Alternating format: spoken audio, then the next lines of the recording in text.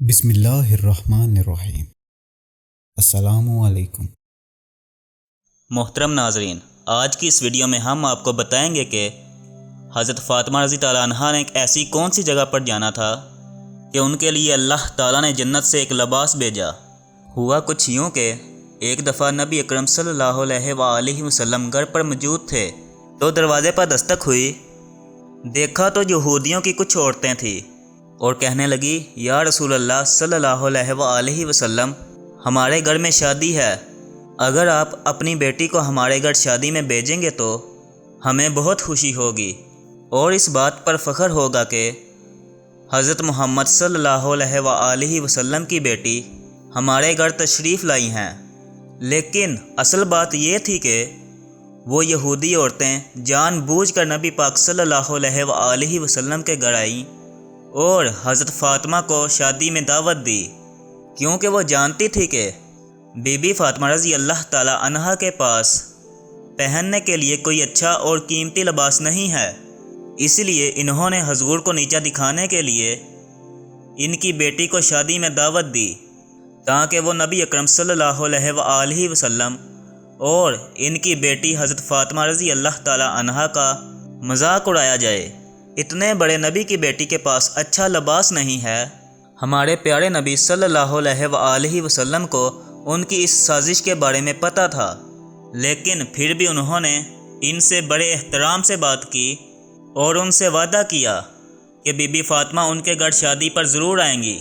پھر جیسے ہی مغرب کی اذان ہوئی، حضرت فاطمہ رضی اللہ تعالیٰ عنہا نماز پڑھنے کے بعد دعا کرنے لگی کہ اے میرے پروردگار، مجھے لباس کی کوئی ضرورت نہیں ہے، مجھے آپ نے جس حال میں رکھا اس میں بہت خوش ہوں، لیکن وہ لوگ میرے بابا اور آپ کے محبوب کو نیچا دکھانا چاہتے ہیں۔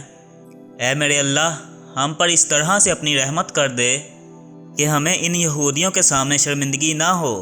حضرت محمد صلی اللہ علیہ وآلہ وسلم یہ بھی جانتے تھے کہ ان کی بیٹی اس وقت کیا کر رہی ہے، کیا دعا مانگ رہی ہے، اور انہیں اس بات کا یقین تھا کہ ان کا رب انہیں کبھی شرمندہ نہیں ہونے دے گا۔ ابھی حضرت فاطمہ رضی اللہ تعالیٰ عنہا کی دعا پوری بھی نہ ہوئی تھی کہ اسی وقت اللہ تعالیٰ نے حضرت جبرائیل علیہ السلام کو حکم دیا کہ جنت سے ایک لباس لے آؤ اور میرے محبوب کے گھر جا کر ان کی بیٹی کو لباس دے۔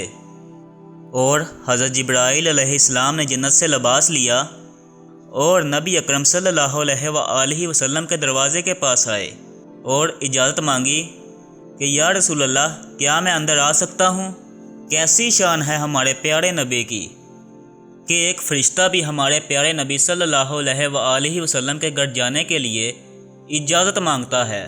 یہ بات سن کر حضرت محمد صلی اللہ علیہ وآلہ وسلم نے جواب دیا کہ اے جبرائیل، اندر آ جاؤ۔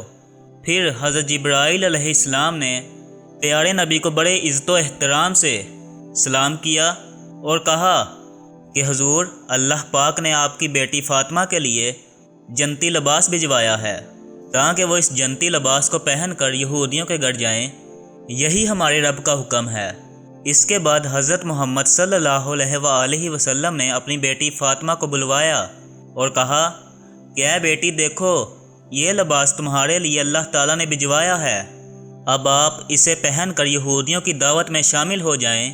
دوسری طرف یہودیوں کی عورتیں نہایت قیمتی لباس پہنے ہوئے غرور و تکبر کے ساتھ شادی میں شامل تھی اور حضرت فاطمہ رضی تعالیٰ عنہا کے انتظار میں تھی کہ وہ آئیں اور ان کو اپنے خوبصورت اور قیمتی لباسوں کی وجہ سے نیچا دکھائیں۔ تو جیسے ہی حضرت فاطمہ رضی اللہ تعالیٰ عنہا ان یہودیوں کے گھر تشریف لائیں تو ان کا جنتی لباس دیکھ کر ساری عورتیں حیران ہو گئیں، کیونکہ پوری محفل میں اس لباس جیسا کسی کا لباس نہ تھا۔